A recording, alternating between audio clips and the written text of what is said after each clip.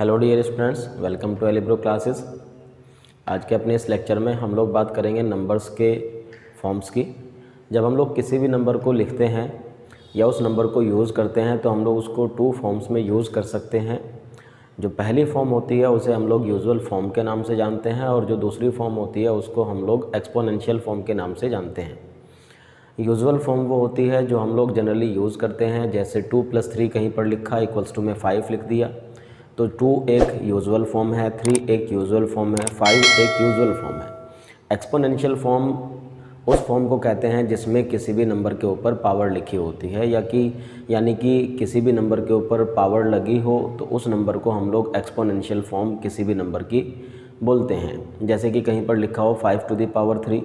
कहीं पर लिखा हो 2 टू द पावर 4। इस तरह की जो भी फॉर्म होगी उसको हम लोग एक्सपोनेंशियल फॉर्म या फिर साइंटिफिक नोटेशन भी इसको हम लोग बोलते हैं।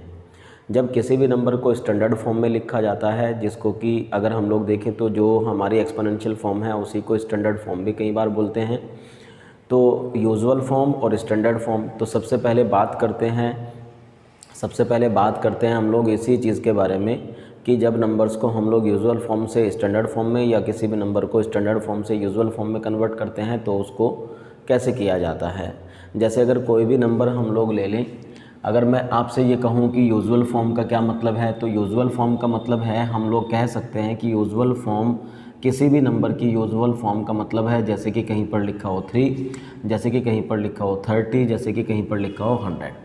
लेकिन अगर इसी नंबर को या इसी फॉर्म को अगर मैं थोड़ा सा चेंज कर दूं और इसको एक्सपोनेंशियल फॉर्म में लिखूं, तो एक्सपोनेंशियल फॉर्म का मतलब होता है कि इन नंबर को हम लोग पावर्स की फॉर्म में लिख दें। जैसे कि जो 3 लिखा हुआ है इसको 3 टू द पावर 1 लिखा जा सकता है, और जो ये 3 लिखा हुआ है 30 लिखा हुआ है इसको 3 इंटू 10 टू द पावर 1 लिखा जा सकता है। जो ये 100 लिखा हुआ है इसको 10 टू द पावर 2 लिखा जा सकता है। तो इस तरीके से अगर हम लोग कुछ एग्जांपल्स को ले लें तो एक फॉर्म ये हो गई, एक फॉर्म ये हो गई, सेम वैल्यू है दोनों नंबर्स की। एक फॉर्म ये हो गई और एक फॉर्म ये हो गई, सेम वैल्यू है दोनों नंबर्स की। एक फॉर्म ये हो गई, एक फॉर्म ये हो गई, सेम वैल्यू है दोनों नंबर्स की। इसका मतलब भी 100 है और इसका मतलब भी 100 है, लेकिन दोनों ही जो फॉर्म्स हैं वो नंबर्स को अलग अलग तरीके से दिखाने के फॉर्म्स हैं। तो इस तरीके से जब हम लोग एक्सपोनेंशियल फॉर्म की बात करी तो एक्सपोनेंशियल फॉर्म में हमने कहा कि पावर्स के फॉर्म में कोई भी नंबर लिखा होगा तो उसको हम लोग एक्सपोनेंशियल फॉर्म कहेंगे। और अगर कोई भी नंबर यूजुअल फॉर्म में, जैसे कि हम लोग सिंपली एडिशन, सब्ट्रैक्शन, मल्टीप्लिकेशन और डिवीज़न करते हैं नंबर्स का, तो उसमें हम लोग यूजुअल फॉर्म को ही ज़्यादातर देखते हैं। तो आइए हम लोग देखते हैं कैसे हम लोग किसी भी नंबर को जो एक्सपोनेंशियल फॉर्म में होती है उसको यूजुअल फॉर्म में, या फिर जो नंबर यूजुअल फॉर्म्स में होते हैं उनको एक्सपोनेंशियल फॉर्म में कन्वर्ट करते हैं। तो अगर हम लोग सबसे पहले देखें तो ये कहा जाता है कि किसी भी नंबर को यूजुअल फॉर्म में अगर हमें लिखना हो तो हम उसको इस तरीके से लिखते हैं a to the power m की फॉर्म में। a to the power m का मतलब यहाँ पर a कोई एक नॉन ज़ीरो इंटीज़र है, और नॉन ज़ीरो इंटीज़र का मतलब है कि यहाँ पर a की वैल्यू को हम लोग ज़ीरो नहीं लेंगे, m कोई भी एक इंटीज़र हो सकता है। तो इसलिए अगर हम लोग a to the power n m की फॉर्म में किसी भी नंबर को लिखा हुआ देखें तो सबसे पहली बात हमें ये समझनी पड़ती है कि इसको अगर हम लोग देखें तो a को यहाँ पर बेस कहा जाता है, और a ये जो होता है यहाँ पर पावर m जो लिखी हुई है इसको हम लोग पावर की फॉर्म में कहते हैं। यानी हम लोग कह सकते हैं कि इस नंबर का एक बेस है जिसको हम लोग a कहेंगे, और इस नंबर की एक पावर भी है जिसको हम लोग यहाँ पर m कहेंगे, यानी a to the power m इसको पढ़ते हैं। a to the power m की फॉर्म में जब किसी भी नंबर को लिखा हुआ आप लोग पाएँ तो समझ जाइए कि वो एक्सपोनेंशियल फॉर्म में नंबर को लिखा गया है। अगर वो नंबर एक्सपोनेंशियल फॉर्म में नहीं होगा तो उसके ऊपर पावर नहीं लगी होगी। जैसे मैंने अभी एक एग्जांपल बताया था 100, तो 100 एक यूजुअल फॉर्म है, यानी एक यूजुअल नंबर है, और इसी की जगह पे अगर मैं लिखूँ 10 टू द पावर 2 तो ये एक एक्सपोनेंशियल फॉर्म है। अब अगर मैं एग्जांपल के तौर पर यहाँ 10 टू द पावर 2 को लिख दूँ तो आप इस चीज़ को देखकर बता सकते हैं कि यहाँ पर बेस का काम जो कर रहा है वो 10 कर रहा है, और पावर का जो काम कर रहा है यानी a की वैल्यू अगर हम लोग देखें तो ये है, और m की वैल्यू अगर हम लोग देखें तो यहाँ पर हमारा 2 है, यानी कि a to the power m की फॉर्म में इस नंबर को लिख दिया। इसलिए हम कह सकते हैं कि इस नंबर का जो बेस है वो 10 है, और इस नंबर की जो पावर है, अगर हम लोग पावर की बात करते हैं तो पावर जो है वो 2 है, यानी बेस हो गया 10, पावर हो गई 2। अगर हम इसको और फर्दर सिंप्लीफाई करना चाहें तो कर सकते थे 10 को भी, लेकिन हमने अभी फ़िलहाल एक एग्जांपल के तौर पे इस चीज़ को देखा कि इस तरीके से हम लोग किसी भी नंबर को लिखते हैं। अगर हमें कोई भी एक नंबर पावर की फॉर्म में यानी कि एक्सपोनेंशियल फॉर्म में लिखा हुआ मिले तो उस नंबर को यूजुअल फॉर्म में लिखने के लिए हम लोग क्या करते हैं, जैसे फॉर एग्जांपल हम लोगों को कहीं पर दे दिया गया 2 to the power 5। 2 to the power 5 को जब हम लोग सॉल्व करेंगे तो इसका मतलब ये हो जाएगा कि 2 टू द पावर 5 का मतलब कि जो ये बेस है जितनी इसके ऊपर पावर होती है इसका मतलब है कि बेस को उतने ही टाइम्स हमें आपस में मल्टीप्लाई करना है, मतलब उसी नंबर को उसी नंबर से मल्टीप्लाई करना है उतने ही टाइम्स। जैसे यहाँ पर 2 टू द पावर 5 लिखा है तो इसका मतलब यहाँ पर 2 इंटू 2 इंटू 2 इंटू 2 इंटू 2, यानी मैंने क्या किया, जो बेस है उसको तो मैंने यहाँ पर मल्टीप्लाई में लिया है और जो पावर है उतने ही टाइम्स उसको मल्टीप्लाई किया। जैसे 2 टू द पावर 5 है तो 2 इंटू 2 इंटू 2 इंटू 2 इसको मैंने करके लिख दिया। इसी को हम लोग कहते हैं कि यहाँ पर ये जो नंबर है हमारा एक्सपोनेंशियल फॉर्म से एक तरीके से इस फॉर्म में आ गया जिसको हम लोग सिंप्लीफाई कर सकते हैं। और अगर मैं इसको मल्टीप्लाई कर दूँ तो यहाँ पर 2 टू ज़ 4 टू ज़ 8 टू ज़ 16 टू ज़ 32, यानी इस नंबर की वैल्यू आ गई 32, यानी 2 टू द पावर 5 जो है वो 32 के इक्वल है। मतलब 32 अगर लिखा है तो मतलब वो यूजुअल फॉर्म है, 2 टू द पावर 5 अगर लिखा है तो वो एक्सपोनेंशियल फॉर्म है।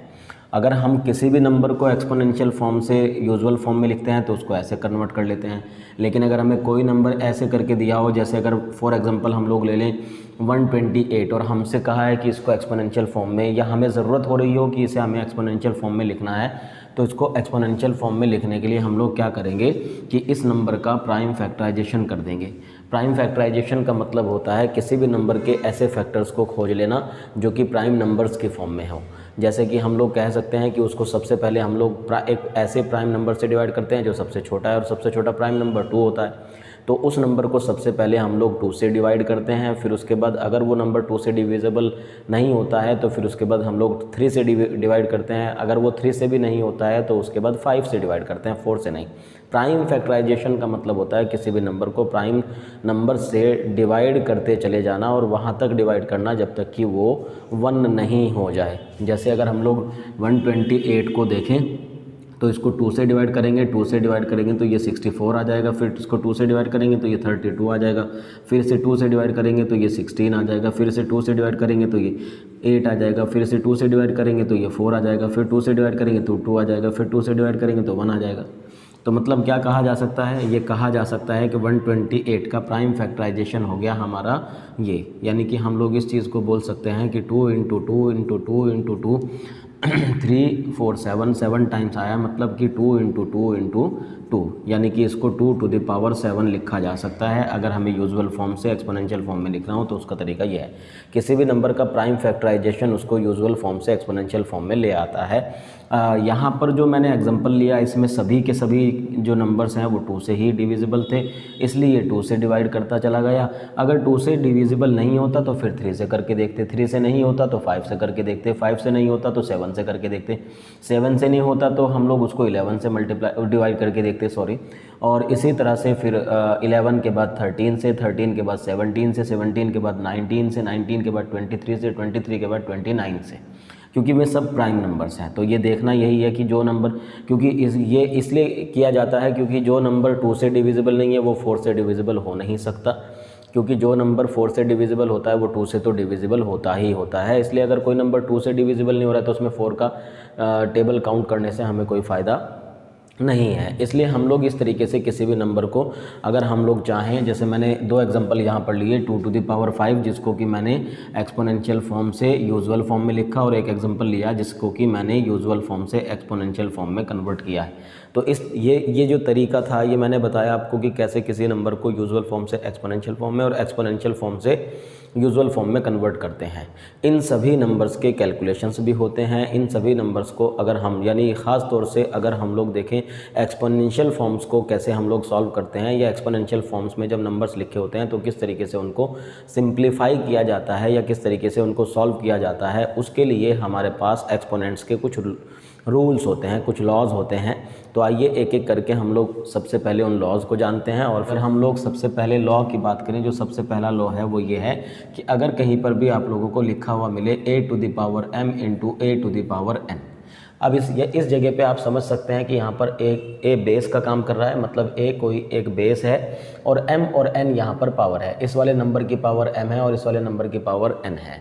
एन भी एन कोई एक इंटीज़र है और ए जो है यहाँ पर कोई एक नॉन ज़ीरो इंटीज़र है। नॉन ज़ीरो इंटीज़र का मतलब है कि ज़ीरो के अलावा कोई भी इंटीज़र हो सकता है, ए की वैल्यू ज़ीरो के अलावा कोई भी नंबर हो सकती है। तो इसलिए अगर हम लोग देखें, क्योंकि अगर ए की वैल्यू ज़ीरो लूँगा तो ए की वैल्यू ज़ीरो होने पर उसकी पावर ज़ीरो होगी, उसका कोई मीनिंग नहीं रह जाता, इसलिए ए को यहाँ पर नॉन ज़ीरो इंटीज़र बोला गया है।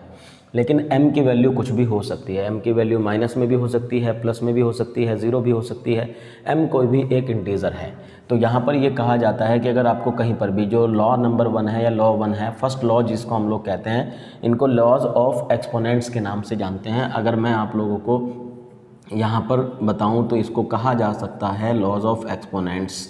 एक्सपोनेंट्स के लॉज क्या होते हैं, यानी जब नंबर्स एक्सपोनेंशियल फॉर्म में लिखे होते हैं तो उनको सॉल्व करने के लिए किस तरह के लॉज का यूज़ किया जाता है, उसी की मैं बात कर रहा हूँ। तो जो सबसे पहला लॉ है वो है a to the power m into A to the power n। यहाँ पर और भी नंबर मल्टीप्लिकेशन में हो सकते हैं, लेकिन समझने वाली बात यहाँ पर यह है कि इन दोनों ही एक्सपोनेंशियल नंबर का बेस सेम है और दोनों के दोनों नंबर्स मल्टीपल में लिखे हुए हैं। अगर ऐसा कभी भी मिले तो इसका मतलब ये होता है कि इनकी पावर्स आपस में ऐड हो जाती हैं, मतलब कि बेस सेम रह जाएगा, ए रहेगा और पावर्स जो होंगे वो हमारी ऐड हो जाएगी, यानी जो फर्स्ट लॉ है। अगर हम लोग सेकंड लॉ की बात करें तो सेकंड लॉ ये होता है कि a to the power m कहीं पर है divided by a to the power n कहीं पर है। अगर m is greater than n होता है तो फिर इसको हम लोग ये लिख देंगे a to the power m minus n। यानी कि इसको ऐसे याद रखा जा सकता है कि जैसे a to the power n और a to the power m आपस में डिवीज़न में है, तो डिवीज़न का मतलब है कि बेस दोनों का सेम है, पावर डिफरेंट है, तो बेस कॉमन हो जाता है और पावर्स आपस में सब्ट्रैक्ट हो जाती हैं m माइनस n की फॉर्म में। अगर हम लोग थर्ड लॉ की बात करें तो थर्ड लॉ में इसका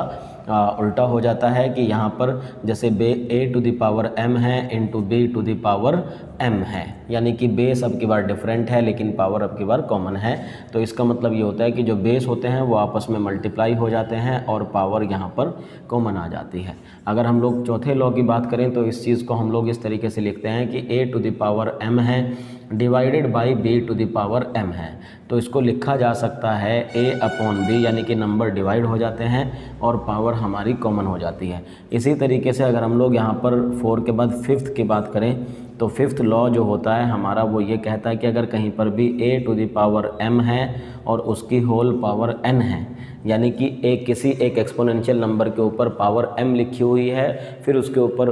पावर लिखी हुई है n, मतलब उसकी पावर n है, a की पावर m और फिर उसकी होल पावर n है और फिर उसके ऊपर भी और पावर्स हो सकती हैं। अगर इस तरीके से कोई नंबर लिखा हो तो हम ये कहते हैं कि बेस वही रहेगा और पावर्स आपस में मल्टीप्लाई हो जाती है, मतलब कि हम लोग क्या करेंगे यहाँ पर a to the power m n इसको लिख सकते हैं। इसी तरीके से अगर हम लोग सिक्स्थ लॉ की बात करें तो उसमें ये कहा जाता है कि अगर कहीं पर a to the power minus m लिखा हो, मतलब बेस a है, पावर माइनस m की फॉर्म में है, यानी कि पावर निगेटिव है, तो अगर हम लोग इस नंबर को रेसिप्रोकल कर दें, यानी कि इसको 1 अपॉन में ले जाएं, तो पावर यहाँ पर पॉजिटिव हो जाती है, मतलब 1 upon a to the power m। Seventh जो लॉ होता है वो हमारा इस तरीके से होता है कि अगर कहीं पर 1 upon a to the power minus m होता है तो वो ऊपर आने पर a to the power m हो जाती है। और जो 8th लॉ होता है वो इस तरह का होता है कि अगर कहीं पर भी a टू द पावर 0 लिखी हो तो उसको a टू द पावर 1 या a टू द पावर 0 की जो वैल्यू होती है वो हमेशा 1 के इक्वल होती है। अगर हम लोग इस चीज़ को देखें तो a टू द पावर 0 का वैल्यू कैसा आया इसको भी हम लोग देख सकते हैं और इनमें हम लोग इन्हीं लॉज का यूज़ करके इसको सिंप्लीफाई कर सकते हैं। यानी ये कहने का मतलब ये है कि कोई भी एक नंबर हो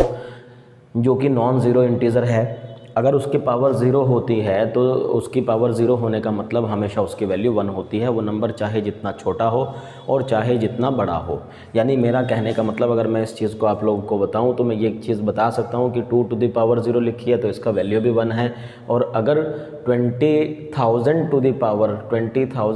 पावर 0 लिखी है तो इसका वैल्यू भी 1 है। और अगर इसके अलावा कोई भी नंबर यहाँ पर मैं ले लूँ, कुछ भी ले सकता हूँ, उसकी पावर 0 लिखी है तो इसका वैल्यू भी 1 है। इसका मतलब ये है कि अगर कोई भी नंबर है एक्सपोनेंशियल फॉर्म में और वो इस तरह का है कि उसकी पावर 0 है तो उसकी वैल्यू हमेशा 1 होती है। अगर मैं आपसे ये कहूँ कि a टू द पावर 0 की वैल्यू 1 कैसे आई है, तो a टू द पावर, अब हम लोग इस चीज़ को देखते हैं कि a टू द पावर 0 की वैल्यू 1 कैसे आई है। तो अगर हम लोग ये कहें कि a टू द पावर 0 की वैल्यू 1 है अगर a टू द पावर 0 की वैल्यू 1 है तो इसको हम लोग कैसे फाइंड कर सकते हैं कि a टू द पावर 0 की वैल्यू 1 है। तो a टू द पावर 0 की वैल्यू 1 में अगर मैं आपसे ये कहूँ कि a टू द पावर 0 जहाँ पर लिखा है, अगर मैं वहाँ पर कोई एक नंबर लिख दूँ m माइनस m का मतलब m कोई भी एक इंटीजर है, m में से m को माइनस करेंगे, यानी 2 में से 2 को माइनस करें, 3 में से 3 को माइनस करें तो उसकी वैल्यू 0 ही होती है। तो इसलिए 0 की जगह पर m माइनस m भी लिखा जा सकता है। पावर यहाँ पर माइनस में आई है, और जैसे मैंने अभी आप लोगों को बताया था कि अगर कहीं पर a to the power m divided by a to the power n होता है तो a to the power m minus n हो जाता है। उसी तरीके से पावर माइनस में होगी तो डिवीज़न में आ जाएगा, तो यहाँ पर इसको डिवीज़न में लिख देंगे a to the power m, और यहाँ पर डिवीज़न में आ जाएगा a to the power m, और ये a to the power m से a to the power m cancel out हो जाएगा, और इस तरीके से इसकी वैल्यू 1 आ जाएगी। तो ये चीज़ प्रूफ हो जाती है कि कैसे a टू द पावर 0 की वैल्यू 1 आई है। उम्मीद है कि आपको समझ में आया होगा। आगे की बात करते हैं। नेक्स्ट, अगर मैं इन्हीं सभी पावर्स को, यानी कि सभी के सभी जो लॉज मैंने लिखे हैं, अगर मैं इनको फ्रैक्शंस की फॉर्म में लिखने की कोशिश करूं, सेम यही लॉ रहेगा, लेकिन अगर इसको मैं इस तरीके से लिखता हूं कि कहीं पर लिखा है a upon b to the power m into a upon b to the power n,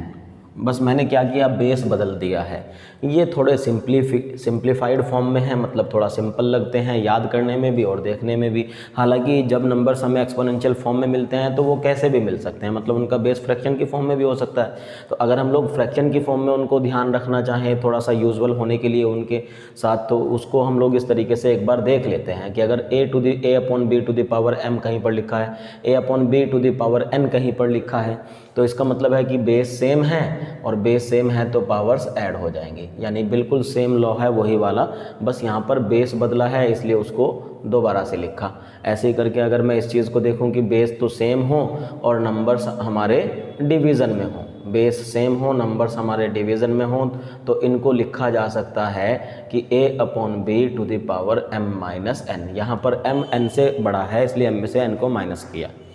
इसलिए अगर हम लोग थर्ड को देखें तो इसी तरह से थर्ड लॉ होता है, जैसे यहाँ पर बेस तो हमारा डिफरेंट हो जाएगा, जैसे a upon b to the power m, और यहाँ पर c अपॉन d कोई एक दूसरा नंबर लेता हूँ क्योंकि बेस को डिफरेंट दिखाना है और पावर हो जाए सेम, तो यहाँ पर ये चीज़ आ जाएगी a upon b into c upon d to the power कितना हो जाएगा m, मतलब दोनों फ्रैक्शंस या दोनों रेशनल नंबर्स आपस में मल्टीप्लाई हो जाएंगे, और उन नंबर्स के मल्टीप्लाई होने से ये चीज़ हमारी इस तरीके से आ जाएगी, यानी कि a upon b into c upon d to the power m आ जाएगा। तो यहाँ पर इसी तरह से अगर मैं फोर्थ लॉ की बात करूँ जो कि डिवीज़न की फॉर्म में था, बेस डिफरेंट था, पावर कॉमन थी, नंबर्स डिवीज़न में थे, c अपॉन डी, ऐसे करके अगर हम लोग देखें तो यहाँ पर बेस डिवाइड हो गया। डिवाइड होने का मतलब होता है कि हम लोग इसको ऐसे करके लिख सकते हैं a upon b into D upon C की पावर कितना हो जाएगा m, यानी कि क्योंकि ये डिवीज़न में है इसलिए इसको रेसिप्रोकल करके हम लोग मल्टीप्लाई कराएंगे तो वो काम हमारा हो जाएगा। वैसे अगर आप चाहें तो इसको ऐसे करके भी देख सकते हैं कि a upon b to the power m है, अगर हम लोग इस चीज़ को देखें divided by c upon d to the power m है, तो इसका मतलब डिवीज़न में जाएगा, यानी a अपॉन b अपॉन में c अपॉन d, और होल पावर कितनी हो जाएगी, कॉमन। जब हम लोग इसको सिंप्लीफाई करेंगे तो इसका मल्टीप्लाई इसके साथ और इसका मल्टीप्लाई इसके साथ, यानी a इंटू डी अपॉन में b इंटू सी आ जाएगा, पावर में कितनी आ जाएगी, m। वही चीज़ मैंने यहाँ पर जल्दी में यानी कि शॉर्ट फॉर्म में लिखी है या डायरेक्टली लिखी है। तो उस तरीके से अगर हम लोग फोर्थ लॉ की बात करें तो ये हो गया। अगर हम लोग फिफ्थ वाले लॉ की बात करें तो फिफ्थ वाले लॉ में क्या कहा गया है कि पावर के ऊपर पावर होती है, मतलब कि a upon b to the power m कहीं पर लिखा है और उसके ऊपर होल पावर यहाँ पर n लिखी है, तो इसका मतलब ये कहा जा सकता है कि a upon b to the power m n हो जाएगा, मतलब पावर्स आपस में मल्टीप्लाई हो जाएगी। जितने भी टाइम्स पावर बढ़ती जाएगी, अगर यहाँ पावर के ऊपर एक और पावर होती है फिर उसके ऊपर एक और पावर, सारी पावर्स आपस में मल्टीप्लाई हो जाती है। ये लॉ है फिफ्थ लॉ। अगर हम लोग सिक्स्थ वाले लॉ की बात करें तो सिक्स्थ वाले लॉ में हम लोग क्या कहते हैं कि अगर कहीं पर a upon b to the power minus m लिखा हो, a upon b to the power minus m लिखा है, तो हम लोग इसको यहाँ पर भी हमने वही काम किया था, उसको रेसिप्रोकल किया था। यहाँ पर हम लोग इस नंबर को रेसिप्रोकल कर देंगे और ये number b upon a to the power m हो जाएगा। अगर हम लोग इसी तरीके से 7th वाले की बात करें तो यहाँ पर a upon b to the power m लिखा हो, और अगर हम इसको रेसिप्रोकल कर दें तो ये माइनस m हो जाएगा, यानी कि वो वाइस वर्सा जैसी कंडीशन है। और 8th वाले नंबर में आ जाएगा कि अगर a upon b to the power 0 कहीं पर लिखा हो तो उसकी वैल्यू कितनी हो जाएगी 1। इसलिए अगर हम लोग इस चीज़ को देखें तो ये चीज़ हम लोग सिंपली समझ सकते हैं कि कहीं पर भी अगर इस तरह से फ्रैक्शन की फॉर्म में ये चीज़ या रेशनल नंबर की फॉर्म में लिखी होगी तो बस हम लोग नंबर्स को रेसिप्रोकल, उस नंबर को रेसिप्रोकल कर देंगे, पावर का साइन बदल जाएगा। जैसे ही पावर का साइन बदलेगा तो वो चीज़ हमारी उस तरीके से देखने को मिल जाएगी कि जो हमसे उसने कहा था। अगर हम लोग इस पे बीच बीच में एक एक दो दो एग्जांपल्स की बात कर लें तो उनको हम लोग कैसे इनको यूज़ करेंगे या कहाँ पर इनको यूज़ किया जाता है, तो हम लोग उसको अगर देखें तो मैं आपको यहाँ पर एक एग्जांपल बता सकता हूँ। जो काम इधर है वही सेम इधर भी है, ये कुछ अलग नहीं है, ये कुछ अलग नहीं है, बस उनके रिप्रेजेंटेशन का तरीका अलग अलग है। तो या तो आप इस फॉर्म में याद रखो और उनका एप्लीकेशन सही से सीखो, या तो फिर उसको इस फॉर्म में याद रखो और उनका एप्लीकेशन, और चाहे तो दोनों फॉर्म्स को भी आप लोग याद रख सकते हैं जिससे कि कहीं पर कोई कन्फ्यूज़न ही ना हो। a to the power m into a to the power n के इक्वल में होता है a to the power m plus n। इसका मतलब ये हो जाएगा कि अगर हम लोग कोई ऐसा एग्जांपल ले लें कि कहीं पर लिखा हो 2 टू द पावर 3 और यहाँ पर लिखा हो 2 टू द पावर 5, इसका मतलब यहाँ पर बेस सेम है, नंबर मल्टीपल में है तो पावर्स ऐड हो जाएंगी। मतलब यहाँ पर ये चीज़ कही जा सकती है 2 टू द पावर 3 प्लस 5 का मतलब ये नंबर बन जाएगा 8। इसी तरीके से अगर मैं यहाँ पर एक एग्जांपल बताऊँ तो यहाँ पर एग्जांपल हो जाएगा, जैसे एक फॉर एग्जांपल मैं ले लेता हूँ 3 to the power 5 divided by 3 to the power 2, यानी कि बेस सेम है और नंबर डिवीज़न में है तो पावर सब्ट्रैक्ट हो जाती है, मतलब 3 टू द पावर 5 माइनस 2। इसी तरह से अगर मैं इसका एक एग्जांपल आपको बताऊं तो यहाँ पर क्या हो जाएगा कि a to the power m into b to the power n है, m है सॉरी, मतलब इसका ये हुआ कि बेस डिफरेंट है, पावर कॉमन है, मतलब नंबर्स आपस में मल्टीप्लाई हो जाते हैं और पावर कॉमन हो जाती है। जैसे 2 टू द पावर 5 लिखा हो और 3 टू द पावर 5 लिखा हो तो ये दोनों नंबर्स आपस में मल्टीप्लाई हो जाएंगे और ये 6 टू द पावर 5 हो जाएगी। इसी तरह से अगर मैं एक एग्जांपल आप लोगों को इसके बीच में बताऊं, a to the power m divided by b to the power m का मतलब है कि नंबर्स का जो बेस है वो डिफरेंट है, पावर कॉमन है, मतलब नंबर डिवाइड हो जाएंगे। जैसे कि अगर कहीं पर लिखा हो 4 to the power 3 divided by 2 to the power 3, इसका मतलब 4 से 2 डिवाइड हो जाएगा और यहाँ पर 2 टू द पावर 3 बच जाएगा। फिर उसको आगे सॉल्व कर सकते हैं अगर यूजुअल फॉर्म में सॉल्व करने की ज़रूरत पड़े। मैं तो एक्सपोनेंशियल फॉर्म में ही उसका आंसर लिख रहा हूँ। ऐसे ही a to the power m के ऊपर n है, मतलब इसका ये होता है, अगर हम लोग इसका एग्जांपल लें तो यहाँ पर जैसे लिखा है 2 to the power 3 whole power 5 लिखा है, मतलब 3 के ऊपर 5 है, मतलब 2 टू द पावर 3 5 15, यानी 3 इंटू 15 के हिसाब से अगर हम लोग करते हैं तो उसको क्या लिख देंगे हम लोग डायरेक्टली 15, 3 5 15। अगर यहाँ पर एक एग्जांपल लूँ मैं इस वाली चीज़ के लिए, मतलब इसके लिए आपको एक एग्जांपल लेके बताऊँ तो इसके लिए एक एग्जांपल हो जाएगा कि कहीं पर लिखा हो 2 टू द पावर माइनस 5, तो इसको लिखा जा सकता है 1/2 टू द पावर 5। ये काम हमारे लिए इसलिए भी ज़रूरी होता है क्योंकि अगर किसी भी नंबर की पावर माइनस में है तो उस नंबर को यूजुअल फॉर्म में हम चेंज नहीं कर सकते जब तक उसकी पावर प्लस नहीं हो जाए, इसलिए हमें उसको रेसिप्रोकल करना पड़ता है और रेसिप्रोकल करके उसकी पावर को प्लस यानी कि पॉजिटिव बना लेते हैं और जब वो पॉजिटिव हो जाती है तब उसके बाद उसको फर्दर सॉल्व किया जा सकता है। इसीलिए हमने क्या किया कि जैसे a to the power minus m था उसको इक्वल्स टू में लिखा तो 1/a to the power m, दोनों का मतलब सेम है, यानी वैल्यू दोनों की बराबर है। ऐसा करने से कैलकुलेशन करना आसान हो जाता है क्योंकि अगर 2 to the power minus m को आपसे सॉल्व करने के लिए कहा जाए तो आप ऐसा नहीं लिख सकते कि 2 टू द पावर उसको हम लोग -1 इंटू या ऐसा कुछ -2 इंटू। कई बार इस तरह का कन्फ्यूज़न हो सकता है कि हम लोग सोचें कि जैसे 2 टू द पावर -5 है तो शायद इसका मतलब -2 इंटू -2, नहीं, ये गलत हो जाएगा, ये मैथमेटिकली रॉन्ग हो जाएगा।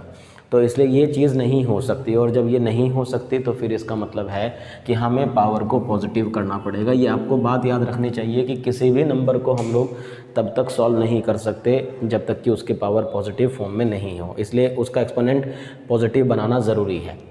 यहाँ पर माइनस में है तो इसी का जस्ट रिवर्स यानी कि एक तरीके से कन्वर्स है, इसका रेसिप्रोकल भी कह सकते हैं। तो यहाँ पर क्या कहा कि जैसे अगर कहीं पर लिखा है 1/2 टू द पावर -5, अभी इसको भी सॉल्व कर सकते हैं हम लोग, इसको भी तब सॉल्व कर पाएंगे जब हम इसको रेसिप्रोकल कर देंगे तो ये 2 टू द पावर 5 हो जाएगा। अगर यहाँ पे कोई एग्जांपल लें तो इसके एग्जांपल्स तो अभी हमने देखे भी थे। तो यहाँ पर 2 टू द पावर 0 अगर कहीं पर लिखा हो तो उसको कितना लिखा जा सकता है 1। जैसे यहाँ पर है बिल्कुल सेम एज इट इज़, यहीं पर भी वो जिस तरह के कॉन्सेप्ट्स यहाँ पर यूज़ किए गए हैं उसी तरह के कॉन्सेप्ट्स इसमें भी यूज़ किए जाते हैं। अगर आपको मैं इसमें से कोई भी एग्जांपल ले लूँ तो उसको किस तरीके से लिखते हैं तो उस चीज़ को हम लोग देखेंगे। जैसे कि एक एग्जांपल के तौर पे मैं ले लेता हूँ, जैसे कहीं पर लिखा है 2/3 टू द पावर 5 लिखा है, इनटू में 5/3 टू द पावर 5 लिखा है। ऐसे करके कोई भी एक नंबर है, तो अब आपको क्या करना होगा कि क्वेश्चन को देखने के बाद याद करना होगा, ध्यान करना होगा कि इसमें कौन सा वाला लॉ अप्लाई होगा। तो आप लोग समझ सकते हैं यहाँ पर देखकर कि पावर दोनों की सेम है और जो बेस है वो डिफरेंट है। तो हम देखेंगे कि पावर यहाँ पर सेम है और बेस डिफरेंट है, मतलब जो बेस हैं वो आपस में मल्टीप्लाई हो जाएंगे और पावर कॉमन हो जाएगी। इसका मतलब यहाँ पर 2/3 इंटू 5/3 हो जाएगा और पावर कितनी हो जाएगी 5। तो यहाँ पर 2 5 10 हो जाएगा, 3 3 9 हो जाएगा, मतलब 10/9 की पावर कितनी हो जाएगी 5। इसका मतलब ये है कि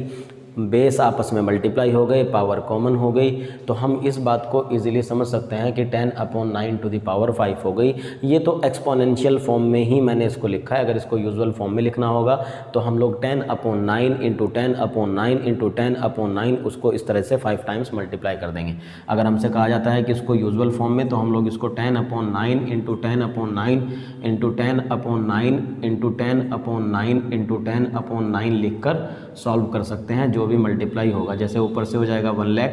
और इसी तरह से नीचे जब हम लोग मल्टीप्लाई करेंगे तो जो भी नंबर आएगा हमारा वो नंबर नीचे की तरफ आ जाएगा। उस तरीके से हम लोग उस चीज़ को यूजुअल फॉर्म में भी कन्वर्ट कर सकते हैं। बिल्कुल सेम चीज़ें हैं, कुछ भी ऐसा डिफरेंस नहीं है इसमें जिससे कि हम लोग उस चीज़ को लेकर कंफ्यूज हों। बस रिप्रेजेंट करने का तरीका अलग है। आप इसको भी याद रख सकते हैं, इसको भी याद रख सकते हैं। ये अब हम लोग बात करते हैं एक्सपोनेंट से रिलेटेड कुछ और चीज़ों के बारे में।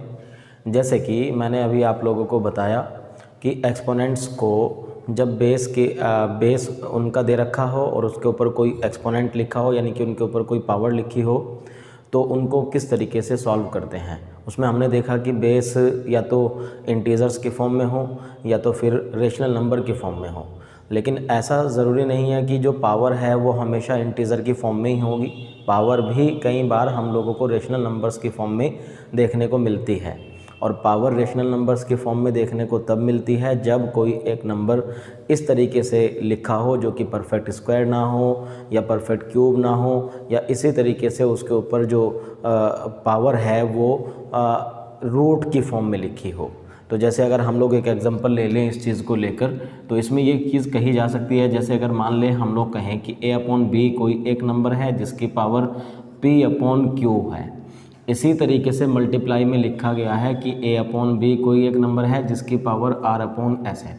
मतलब ये एक ऐसी सिचुएशन है जिसमें बेस तो सेम है लेकिन नंबर मल्टीपल में होने के बावजूद अगर हम लोग पावर को देखें तो वो डिफरेंट है। तो इसका मतलब ये हुआ कि बेस सेम है, नंबर मल्टीपल में है, तो पावर्स ऐड हो जाएंगे सिंपली। जैसे a⁴m into a⁴n equals to a⁴m+n हो जाती है। उसी तरीके से यहाँ पर हम लोग इसको लिख देंगे a/b to the power p/a/b to the power p/q plus r/s। इनका डिनोमिनेटर लेके जैसे हम लोग रेशनल नंबर्स को डिनोमिनेटर का एलसीएम लेके जैसे रेशनल नंबर्स को ऐड या सेपरेट करते हैं उस तरीके से सेपरेट करके फाइनली जो आंसर आएगा वो हमारा आ जाएगा। जैसे एक एग्जांपल ले लेते हैं हम लोग इस चीज़ को लेकर कि हम लोगों को कहीं पर लिखा हुआ है 2/3 टू द पावर 5/3 और इसी तरीके से हमें दूसरा एक नंबर दिया है जिसमें लिखा है 2/3 टू द पावर, अगर हम लोग देखें तो यहाँ पर हमें लिखा है 2/3। हम लोग ले लेते हैं कि यहाँ पर ऐसे करके कोई एक नंबर ले लिया हमसे या कोई एक नंबर इस तरीके से दे दिया, जैसे कि हम लोग यहाँ पर कोई एक दूसरा एग्जांपल यहाँ पर 4/3 ले लीजिए। इसलिए लिया मैंने इस पावर को ऐसे जिससे कि थोड़ा सा सिंप्लीफाइड फॉर्म में नंबर आ जाए। तो हम क्या कहेंगे कि बेस दोनों का सेम है, नंबर्स मल्टीप्लाई हो रहे हैं, इसका मतलब जो पावर्स हैं वो भी सिंपली ऐड हो जाएंगी। तो इनको लिखा जा सकता है इस वाले लॉ के अकॉर्डिंग कह दें, या जैसे हम जानते हैं कि a⁴m into a⁴n equals to a⁴m+n होता है, उसी तरीके से। तो यहाँ पर 5/3 हो जाएगा, यहाँ पर 4/3 हो जाएगा। जब हम लोग इसको फर्दर सॉल्व करेंगे तो यहाँ पर आ जाएगा 3, इसका एलसीएम आ जाएगा और 5 + 4 का मतलब कितना हो जाएगा 9। तो यहाँ पर 2/3 टू द पावर 9 और यहाँ पर जब हम लोग इसको करेंगे तो यहाँ पर 3 से 3 टाइम कैंसिल आउट हो जाएगा और ये बन जाएगा 2/3 टू द पावर 3। यानी कि इस तरीके से भी नंबर्स को लिखा जा सकता है। अब हम लोग बात करेंगे कुछ सर्ट्स के बारे में। अगर हम लोग सर्ट्स को देखें तो सर्च में हम लोग किस तरह की चीज़ों को देखते हैं, जैसे कि कोई नंबर हमें लिखा हो कि उसके ऊपर रूट लगा हुआ है, जैसे स्क्वायर रूट लगा हो, क्यूब रूट लगा हो, इस तरह की बात अगर कहीं पर दे रखी हो कि मान ले कोई एक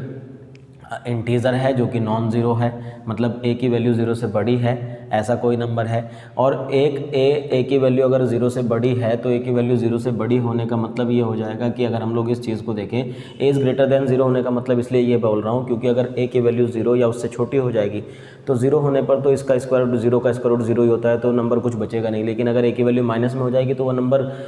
इमेजिनरी नंबर हो जाएगा, वो रियल नंबर नहीं बचेगा। इसलिए ए की वैल्यू ज़ीरो से बड़ी होनी चाहिए। इस तरह का कोई नंबर है जिसमें ए की वैल्यू कितनी होनी चाहिए, ज़ीरो से बड़ी होनी चाहिए। अगर इस नंबर के ऊपर n टाइम्स रूट लगा है, n टाइम्स रूट का मतलब है कि ये स्क्वायर रूट भी हो सकता है, क्यूब रूट भी हो सकता है, या इसी तरीके से कुछ भी हो सकता है। जैसे एग्जाम्पल की बात करूँ तो ये कहा जा सकता है कि एक तो ये हो जाएगा, या एक इसी तरह से दूसरे एग्जाम्पल की बात करूँ तो ये हो जाएगा,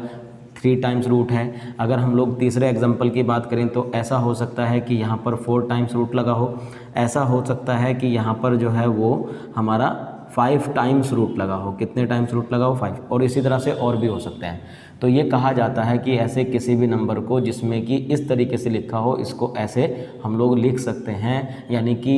रूट में n टाइम्स रूट अगर किसी नंबर का है जो कि a की वैल्यू 0 से बड़ी है तो उसको लिखा जा सकता है a to the power 1/n, यानी कि जो स्क्वायर रूट, क्यूब रूट या जितने भी टाइम्स उसका रूट होगा वो फ्रैक्शन की फॉर्म में उस पर आ जाएगा, पावर की फॉर्म में, यानी उसकी उतनी पावर हो जाएगी। जैसे अगर हम लोग एग्जांपल के तौर पे इस चीज़ को देखें तो यहाँ पर a टू द पावर 1/2 लिखा जा सकता है। अगर हम लोग इसको देखें तो इसको a टू द पावर 1/3 लिखा जा सकता है। अगर हम इसको देखें तो यहाँ पर a टू द पावर 1/4 लिखा जा सकता है। अगर इसको देखें तो यहाँ पर a टू द पावर 1/5 लिखा जा सकता है। उम्मीद है कि आप लोगों को ये बात समझ में आ गई होगी। इसी तरह की बातें यहाँ पर हैं, और जो चीज़ें होंगी छोटी मोटी वो क्वेश्चंस जब हम लोग डिस्कस करते हैं वो तब उसमें आ जाती हैं, तो उनको भी हम लोग उस टाइम पर डिस्कस कर लेते हैं। अभी इस लेक्चर में बस इतना ही है। Thanks for watching.